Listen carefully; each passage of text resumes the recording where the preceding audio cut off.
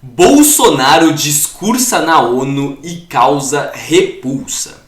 Essa é a notícia que eu vou compartilhar com vocês no Boletim 247 dessa tarde de terça-feira. Mas antes eu gostaria, por favor, de pedir que vocês já deixem um like também, inscrevam-se aqui no canal da TV 247 para não perderem nenhum dos vídeos e também apoiarem esse projeto de jornalismo independente que a gente vem fazendo aqui no YouTube. Bora então comentar algumas notícias de hoje sobre o discurso do Bolsonaro na ONU. Ele que falou, na Assembleia das Nações Unidas. É um evento extremamente importante, tanto institucionalmente, enfim, quanto para a imagem do país no exterior, até porque o Brasil tem uma posição de destaque, é a primeira fala, e o mundo inteiro presta atenção nesse evento. E o Bolsonaro, é claro, eu até ia dizer que decepcionou, mas você só se decepciona com alguma coisa quando você tem alguma expectativa, e acho que ninguém tinha qualquer tipo de expectativa em relação ao que ele ia dizer, e ele foi exatamente o que muita gente previa, fez aquilo como um palanque eleitoral, mentiu sobre Lula, sobre a Petrobras, sobre pandemia, sobre meio ambiente.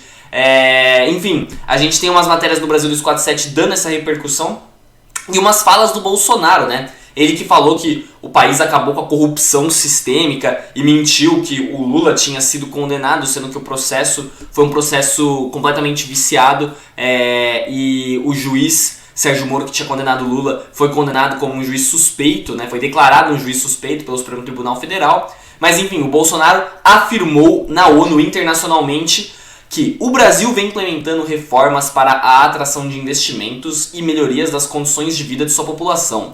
No meu governo, extirpamos a corrupção sistêmica que existia no país. Somente entre o período de 2003 e 2015, o endividamento da Petrobras por má gestão, loteamento político e desvios chegou à casa dos 170 bilhões de dólares. O responsável por isso foi condenado em 13 instâncias por unanimidade. Claro que ele está se referindo ao ex-presidente Lula. E aí ele continua: delatores devolveram 1,5 bilhão de dólares e pagamos para a Bolsa Americana outro 1 milhão por perda de seus acionistas, declarou o Bolsonaro. Ele que também falou sobre a pandemia com a maior cara lavada do mundo, disse que não poupou esforços para salvar vidas e preservar empregos, como em tantos outros países, concentramos nossa atenção em dar auxílio financeiro aos mais necessitados. Beneficiamos mais de 68 milhões de pessoas, o equivalente a 1/3 da nossa população. Em paralelo, lançamos um programa de imunização, inclusive com produção doméstica de vacinas. Já temos mais de 80% da população vacinada contra a Covid-19. Todos foram vacinados de forma voluntária. E aí dá a entender que, ele batalhou pelas vacinas e tudo mais, só que teve algumas repercussões esse discurso dele, Ele que falou muito mais com a impressão de que ele estava falando para os seus eleitores do que para o resto do mundo, principalmente em fazer picuinha com o Lula. Num lugar como esse, a gente tem outras matérias aqui do 247 destacando. A primeira que eu vou colocar aqui na tela com vocês, que é dessa repercussão, é sobre o New York Times. Colocando aqui na tela, então, a matéria do New York Times diz que Bolsonaro usou ONU para fazer campanha eleitoral do cargo que ele pode perder. Então o New York Times aí teve essa visão bem mais sóbria sobre o discurso do Bolsonaro,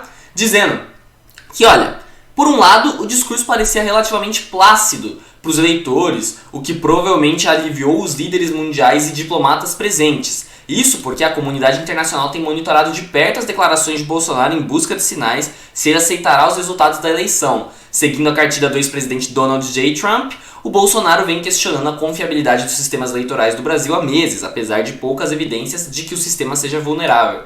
Foi um discurso menos controverso do que o seu discurso na ONU do ano passado, no qual ele argumentou que os médicos deveriam poder prescrever medicamentos não testados para combater o coronavírus, enquanto mais tarde admitiu que não foi vacinado. Na terça-feira ele destacou que 80% dos brasileiros foram vacinados contra o coronavírus. Então aí a gente já vê o New York Times desmentindo o Bolsonaro com aquele discurso dele de que ele defendeu o Brasil na pandemia, sendo que ele mesmo disse que não foi vacinado. Ele queria encher a população com medicamentos não comprovados que poderia causar a morte das pessoas, porque elas não iriam atrás de vacinas. Ele mesmo deu o exemplo de que ele não se vacinou, ou seja, estava passando a imagem de que a vacina não é algo seguro. Enfim, e o New York Times também destacou que, ao falar sobre meio ambiente, Bolsonaro defendeu o histórico do seu governo, apesar das amplas evidências que o desmatamento da Amazônia disparou durante sua gestão e que o Brasil protegeu mais terras do que a maioria das nações, mas que as pessoas que vivem na Amazônia também precisam ganhar a vida.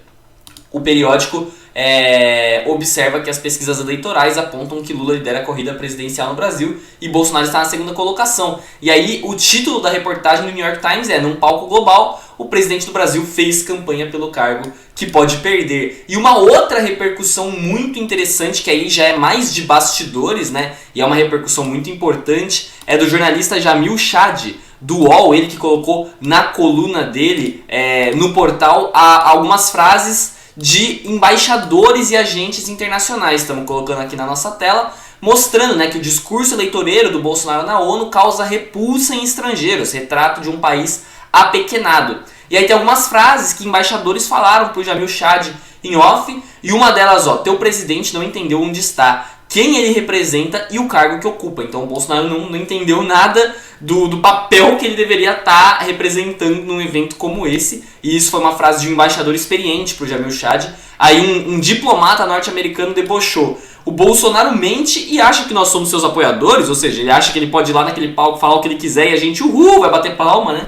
E aí outros interlocutores também falaram sobre o discurso do Bolsonaro para os cristãos e perceberam que isso era justamente um discurso direcionado para o eleitorado dele, não para a comunidade internacional. E aí um diplomata europeu disse: poucos hoje prestam atenção às falas de Bolsonaro, às propostas de Bolsonaro. Se ele não fosse o primeiro a falar, dificilmente o mundo estaria escutando o que ele tem a dizer. Então, quer dizer que ele deixou de ter a relevância, né? O Brasil deixou, e é justamente isso, né? Os agentes estrangeiros deixaram claro que Bolsonaro foi o retrato de um país apequenado. É justamente isso que resume, e aqui tem, é claro, a repercussão também de uma entidade brasileira, que é o Observatório do Clima, e mostra qual que é a realidade concreta do Brasil, né? Diferentemente do que o Bolsonaro disse, no Brasil temos 33 milhões de famintos, 11% das mortes por Covid num país que tem 3% da população mundial e a pior crise socioambiental no país desde a redemocratização. Aí continua: embora governos passados tenham registrado taxas de desmatamento maiores na Amazônia, o regime Bolsonaro foi o único que não apenas não fez nada a respeito, como estimulou ativamente o crime ambiental e o massacre de indígenas. Daí ter sido o primeiro governante brasileiro, desde o início das medições por satélite, a ver o desmatamento subir 3 vezes seguidas no mesmo mandato. No Brasil real, as invasões de terras indígenas triplicaram, o número de indígenas assassinados é maior desde 2003, o desmatamento na Amazônia cresceu 75% em relação à última década, e o número de queimadas até meados de setembro de 2022 já é maior do que todo o ano de 2021. No Brasil real, investimentos e acordos internacionais empacaram devido ao desmonte da governança ambiental e o país tornou-se um pária em fóruns nos quais era protagonista, como as negociações internacionais de clima. Aí conclui o Observatório do Clima. Tem a repercussão completa no site do Brasil 247, vocês podem conferir por lá. E esse foi o boletim de hoje. Espero que vocês tenham gostado do vídeo. Caso vocês gostaram, por favor, deixem um like e inscrevam-se aqui na TV 247. E é claro, compartilhem com os amigos de vocês para ajudar a furar essa bolha e espalhar o nosso conteúdo também, para o algoritmo do YouTube entender que mais gente merece ver o nosso conteúdo. Meu nome é Guilherme Paladino, eu vou ficando por aqui, agradeço muito a todos que ficaram no vídeo até agora. Um grande abraço, valeu!